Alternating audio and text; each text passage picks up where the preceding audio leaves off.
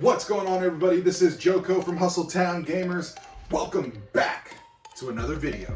So this year I turned 33, and if you're my age, you were a kid when the whole Pokemon craze went all over America. I was all about Pokemon. The TV show, the cards, the figurines, and yes, the video games.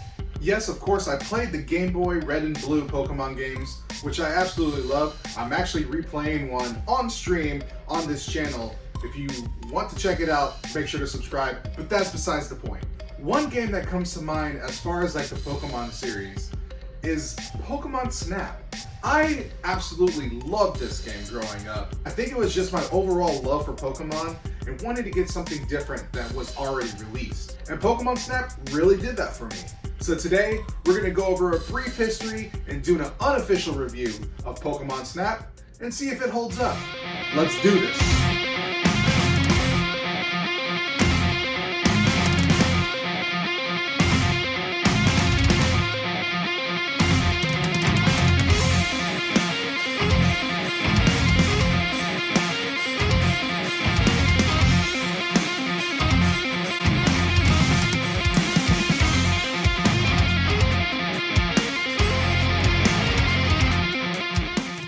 So for those that don't know what Pokemon Snap is, it's basically a first-person simulation game with rail shooter game mechanics. It was released in America in June of 1999. It was developed by HAL Laboratory and Pax Softnica, and of course, published by Nintendo. Now, Pokemon Snap was the first console-based Pokemon game in the franchise. It was also the first 3D rendered Pokemon title. So the synopsis of the game is you play a photographer named Todd Snap. I know, original, right? They didn't kill any brain cells thinking about that one. And you ride a vehicle called the 01, going to different areas to photograph Pokemon. Now, the way you score points in this game is how well you actually take the photographs. Is the Pokemon centered in the photograph? The kind of pose that they're doing? The size of the picture? Is there more than one Pokemon in the picture? So Professor Oak goes over your pictures and gives you a point total at the end, and of course that adds to your ending score.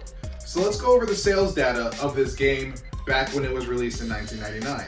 So Pokemon Snap sold over 151,000 copies in the first 3 days of release. It was the most rented game from June 1999 to October 1999. So by the end of 1999, it was the 6th best-selling video game of that year, reaching a whopping 1.5 million units sold. So for the review portion of this video, of course I sat down and played Pokemon Snap to see if it held up today. So I thought it'd be fun to go over some gripes that I had about the game, and then what I still enjoy about the game. So let's go over those really quick. We'll start with the gripes first, because I like ending in a happy note, so let's go over the good stuff later. So as I played through the game, and yes, I did beat it, it took me about an hour and 15 minutes to get through the whole game. I think by the end, I was only missing 3 total Pokemon that I didn't get a photograph of throughout the game, so that's something you can go back and do later on. So my first main gripe with the game is how slowly the 01 actually goes through the environments of the game. Now I get it, you're trying to photograph everything around you, get the best shots and get the best score. But however, there are some portions of the level that don't even have any Pokemon going around it, so you wish you could just like go through it a little bit faster to get to the next part of that environment so you can shoot some more Pokemon. But wait, it isn't until the end of the game that they actually think about it, and then you get a speed booster. Why did they give it to you at the end of the game? Why couldn't this be a thing at the very beginning? I think it would have been a little bit more beneficial. I get it, but I wish I would have had it at the beginning. So the second gripe that I have is when you're throwing objects, seems like it's not really accurate to what you're actually aiming for. So of course you do have a little cursor at the center of your screen that kind of helps you aim, so you can throw items accurately where you need them to be. But it seems like sometimes it doesn't really work that well. So for example, in the volcano level, there's little circular volcanoes you gotta throw the apple or the stun item in there to make a Pokemon come out. And it's really difficult to get them in there because you have to aim it just right or else it will hit the rim, bounce off, go to the other side, and you have to get it perfectly on there. And there's also parts in the game where Pokemon are hiding in either a fallen tree or some part of the map, and you have to hit them in order to get them to come out. Again, The accuracy is just not there. It took me many times to make them come out. It's a good thing that they give you unlimited supply of this stuff because man, you would get through these quickly with the accuracy of these throws. The third gripe is about stale gameplay.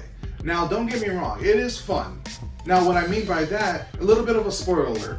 So you go through all the levels, and when you get to the second to last one, Professor Oak has you find these signs on each one of these levels. So then you have to go back to the very beginning and go through each level again to find these signs. I mean, it's cool. It extends the gameplay, but however, it could have been a little bit better organized about having an objective list. Like maybe have this Pokemon evolve and take a picture of it and get a certain score on it, or have an ending score on the level so that you can move on to the next one, which they do, but it would have been better with an objective list. Now, my last gripe is not really a gripe at all. It's just like, why did they do this? I feel like there are some Pokemon in the game that you can't get a great picture of. Now, I may be missing something, but I've never been able to take a great picture of Lapras in the first level. Never taken a great picture of Grimer in the cave level. Well, why can't you take a good picture of every Pokemon? I mean, that's the point, right? Alright, I've done enough slandering of this childhood game of mine. Let's move on to the pros. Pro number one, the graphics are actually pretty decent for the time. The Pokemon look really good, the environments look great. They did a really good job of immersing the player into the Pokemon world. Pro number two, the integrated puzzles throughout the game. I love how that you have to make Pokemon do a certain thing to access different levels. So for instance, in the second level at the very end, you have to make that electrode explode to break down a wall, and then you go on to the next level. I think that's awesome. So I'm glad they integrated that in the game to make up for some stale gameplay. So the third pro is learning the secrets on how to evolve some of the Pokemon in the game so you can get great pictures of them. So of course that adds more Pokemon to your Pokedex and more pictures to your photo album to get more points from Professor Oak. The items that they give you to make all that stuff happen is pretty genius. They give you apples to feed the Pokemon so you can get great poses. They give you a little gas canister, I forgot exactly what they called it, to make Pokemon come out of their hiding spots. It's really fun and rewarding whenever you figure that stuff out. So pro number four is actually pretty cool. So back in the day in 1999 when Blockbusters were still around, so you could actually take your game cartridges that had your photos saved in there to a local Blockbuster. They had a kiosk that was specifically for people that played Pokemon Snap to put their cartridges in, and you can print out your pictures from the game and into little stickers. I thought that was a really cool and creative thing that Nintendo did, especially with the partnership with Blockbuster. It gave people an incentive to replay the game, take better pictures, and go and print them out. Such great innovation at that time. And what's cool is that I actually have a PlayStation that's broken, but it has a Pokemon sticker that I printed out back in the day on it. It's a picture of a Pikachu doing its electroshock move. If I could find it, I'll put it in the video right here. And pro number five, a lot of people thought it was a bummer that it didn't have all 151 Pokemon. But at least they had 65 of the 151 Pokemon available. So it gives you a little bit more of a variety, and there's a greater chance that your favorite Pokemon is in this game. And it also features a very rare Pokemon. Spoiler alert, at the very last level, you get to picture a Mew.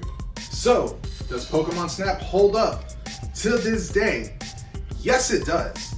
I still enjoy popping this game into the N64 and playing it.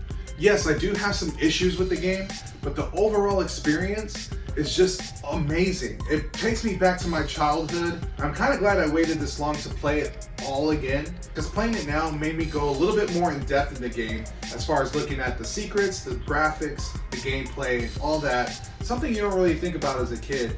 So yes, it still does hold up to this day, and I still absolutely love this game.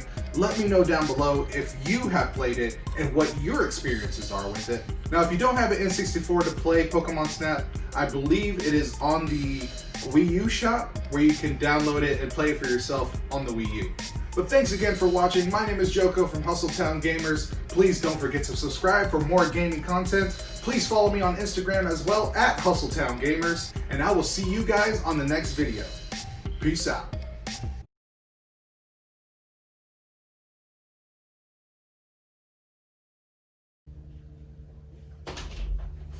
What you doing? was recording the video. You was recording or are you recording? Well, I am, but you are. Now y'all. But now you're gonna have to edit this shit out. Yeah. Okay. Yeah, it's all good. Good. I'll put that in there. I'll actually put that in the video. Actually. Love that shit.